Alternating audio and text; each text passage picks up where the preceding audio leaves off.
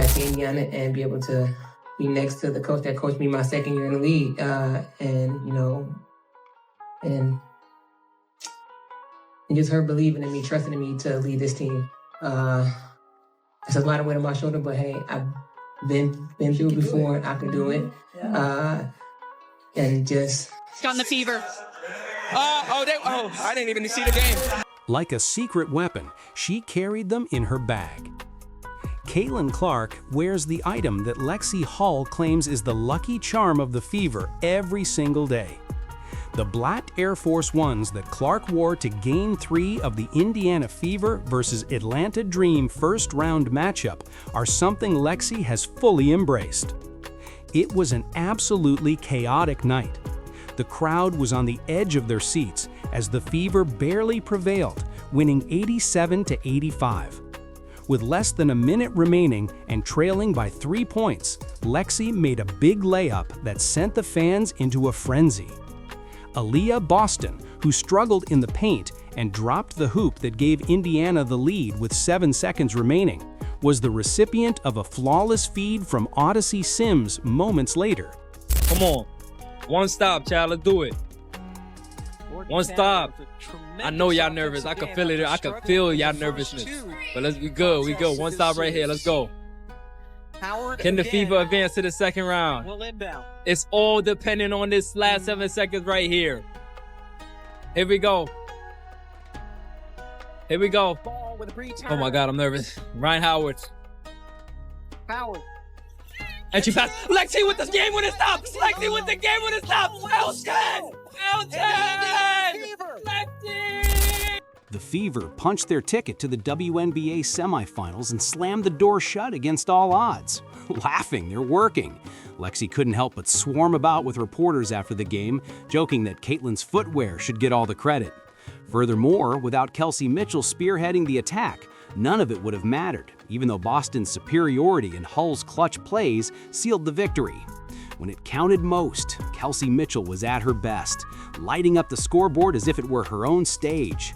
Mitchell's daring drives and icy jumpers gave Indiana the fire it sorely needed as the season was on the line. When the game appeared to be all but lost, every bucket she dropped felt like a knife to Atlanta's heart, turning the tide back to the Fever. I really feel like I have someone that values what I bring to the table as a player and a person. Not just a player, but as a person. And so I always love Steph because she gave me an opportunity to kind of be who I am. And it's hard to do that and be that as a professional athlete. And when you find coaches that believe in you, I'll never take it for granted. So thank you, Coach. For me, I'm just grateful to be able to get. There were opportunities for the Dream, but Mitchell wouldn't let them. Defenders were left reeling as the ball continued to splash into the net as she hunted mismatches and drew up without hesitation. It was very evident by the time the last buzzer sounded, Indiana wouldn't be celebrating anything tonight if Mitchell hadn't taken over. She did more than just perform like a celebrity. She performed as if she were a rescuer, keeping the Fever season alive. The game was in the hands of the Atlanta Dream.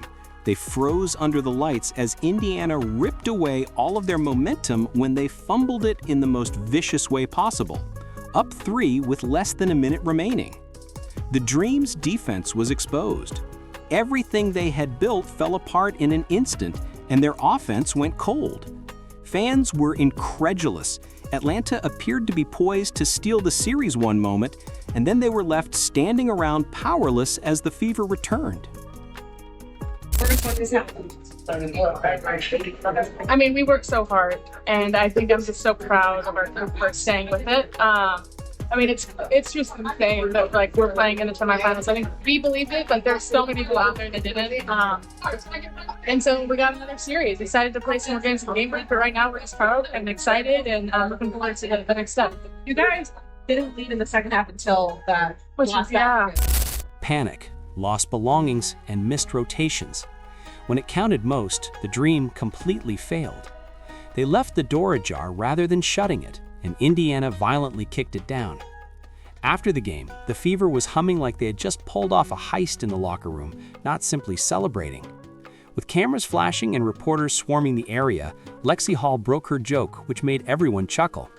She grinned and pointed to Caitlin Clark's black Air Force One, saying, "They're working." Everyone secretly believed it, which is why the room burst. Talent wasn't the only factor here. It was about belief, swagger, and superstition. Those shoes had become a charm and a symbol that helped Indiana survive the fire. By chance, the participants weren't discussing luck. They were demonstrating the true closeness of this team. The Fever made it evident through Mitchell's leadership, Boston's perseverance, and Hull's sense of humor. Nothing can break the link between them as they move together. You always put your best foot forward. You always get to the next play. And it's always someone different. Collectively, all the time. Oh, great.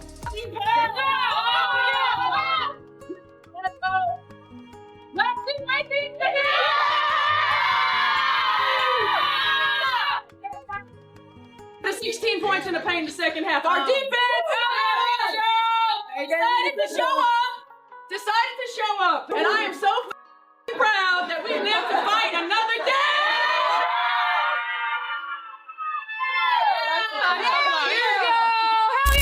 This game was quickly blown up by the media. It was hailed as a miracle in the headlines. Videos of the last minute were playing repeatedly like a blockbuster trailer, and fans were going crazy on the internet. Everyone was eager to discuss the Fever's incredible resurgence. They couldn't stop talking about the superstition, though, the black Air Force Ones worn by Caitlin Clark. Overnight, those sneakers became legendary thanks to social media. Jokes, memes, and outrageous opinions began to circulate. It was said that the shoes were blessed for Indiana and cursed for Atlanta. Never take them off, and that's the real MVP, was one of the many comments left by supporters. It wasn't merely a victory. The Fever felt unstoppable during that cultural moment, which also gave the impression that they had recently been tormented by a pair of shoes in a dream. With all eyes on them, the Fever now advance to the semifinals. The win isn't the only aspect of the story. It all comes down to confidence, momentum, and a squad that isn't going down.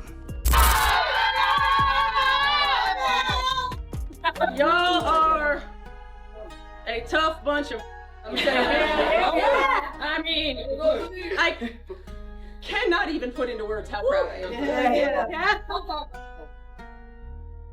It's like the toughness that it takes, like the gut checks that it takes. Like, y'all, it doesn't matter. It doesn't matter because we've been through all of it, right? Yeah. So it doesn't matter the circumstance, it doesn't matter the score, it doesn't matter the time. Boston has demonstrated its strength. Hull has cemented her place in postseason history, and Mitchell is set to be the closer. Remember the wild card, which is today considered a secret weapon, and Clark's so-called fortunate shoes? Here's the twist, though. A formidable foe is waiting for them. It won't be a wobbly dream team in the semifinals. It's against championship killers who are skilled at crushing fairy tales and punishing errors. The greatest test yet for Indiana's incredible run has now arrived. The question is also straightforward. Wearing a black Air Force One indicates that you are focused. Is it possible for the fire of the Fever to burn hotter than experience? Or will they be forced to back down by reality? The Las Vegas Aces, the defending powerhouse with assassins at every position, are the only team in their path. We are discussing Jackie Young, Chelsea Gray, and A.A. Wilson, a lineup capable of tearing you apart from the inside out. The Aces are not your average team. They have been waiting to remind everyone why they are in charge of this league, and they are a dynasty in the making. Contract. We kind of just stuck with our game plan. We stayed together. We stayed together tough. So I'm really proud of our group and our resiliency. It's been fun. I know you tweeted, you guys didn't come that far to get this far. Yeah. And like people have been saying that throughout the end of the regular season, but it's one thing to actually act on it. So how do you feel like you guys? What made you like where did that come from? I think just everything we've been through this season. Like we've been punched and punched and punched and punched and punched. And so I think we prefer well with our backs against the wall. But we obviously don't want that, but like we've been through adversity. Becky Hammond has already warned the globe that the Aces haven't yet revealed their true form. That goes beyond confidence. That is threatening. Indiana is aware of it as well. The measuring stick is this. The Fever and the WNBA's top level are heading straight into trouble. Can this underdog team hold its own against the league's queens? Or are they going to be completely engulfed? Regarding Indiana, this is the mode of survival. There are no shortcuts, no lucky breaks, and no space for careless errors when playing Vegas in a best-of-5 match. Every run, every possession, and every whistle will count. Additionally, the Aces thrive on penalizing teams that merely blink once. The Fever will require the same oppressive defense that kept Atlanta at bay. This time, however, it must be perfect against the murderers of the MVP. She does an amazing job for every person, just not just me and Kelsey, but every single person on the team that she believes in, and she pours into every single person. It doesn't matter how you play, how many minutes you're gonna get. She's gonna tell you be ready at all times. Go out there and do your part. And if you, that's one thing I love about Steph, how she believes in every single person. She trusts us. Coach Stephanie White is aware that everything will depend on changes. The roster she faces has been here before, one based on cold execution, experience, and rings. The Fever now focuses on more than simply basketball. It all comes down to perseverance, faith, and demonstrating that they are worthy of sharing the stage with the most powerful dynasty in the league. Elimination could result from a single error. A single flawless run could spell the end of time. As the undisputed star, she thus ended the evening. When it mattered most, they carried the Fever with a game-high 24 points on 7 for 6 shooting. Conversely, Alicia Gray, Jordan Canada, and Ryan Howard combined for 53 points in an attempt to keep Atlanta alive, but it was unable to extinguish Indiana's fire. Kelsey Mitchell didn't mince words when she announced, "I've had 5 coaches in 8 years," an honest admission that demonstrated the significance of this event. The battle, the grind, and the chaos all paid off in the end. Off the court and just keeping a good mindset, good attitude to it all. You're just like tight knit quality of the script. Like as the newcomer to this team, where do you get that confidence? Be able to have that sort of togetherness. I don't know. I guess we got good personalities. Everyone gets along. No drama. So I guess that helps that everyone gets along. So I think it's just kind of the group we have. Just everyone's so chill, and yeah, I guess it translates. Hull and the Fever secured their spot in round 2, where they will face the formidable Las Vegas Aces after their victory on Thursday. Here's the twist, though. After this run, Hull will become an unrestricted free agent when her contract expires. The stakes have never been higher because each game could be her final one wearing a Fever shirt. In 8 years as coaches, it provided perspective on everything. What do you guys mean to her? For you, what does she mean? Perhaps you too, Tasha, if you'd like to join in. I have experienced. Please share your ideas in the comments if you think the Fever could shock the Aces.